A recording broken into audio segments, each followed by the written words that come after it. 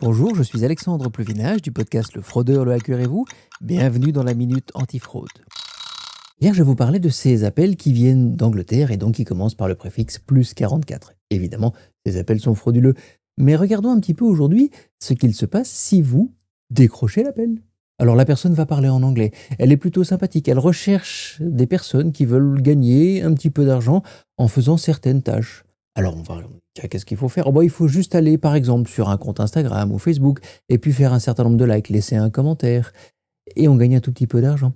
Et puis si on fait ça bien, eh bien on peut passer au niveau suivant et là on peut gagner un peu plus d'argent si on va aider à retransférer. Donc je vais recevoir 10 euros et j'en retransfère 5 ou 6 par exemple.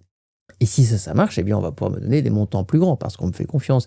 Et si je continue à partager ce qu'ils me font, à donner parfois certaines informations, à répondre à leurs questions sur moi, parfois, sur mon entourage, je vais pouvoir accéder à un niveau où je vais pouvoir investir. Et ça devient vachement intéressant. Je vais pouvoir investir dans des systèmes de rendement qui sont bien supérieurs à ce qu'il se passe sur Internet, dans les banques. Enfin, je veux dire, il n'y a pas meilleur moyen pour faire beaucoup d'argent. Mais là, il faut avoir fait tous les autres niveaux. Bon, c'est de la fraude. Ça veut dire que, allez faire un like sur Instagram, on peut vous payer pour ça. C'est pas illégal, vous pouvez le faire. À partir du moment où vous transférez de l'argent, sachez que cet argent, il vient d'une fraude, il vient de vente de drogue, il vient de la prostitution. Si vous le transférez, vous faites du blanchiment d'argent. Et là, vous rentrez dans une organisation criminelle.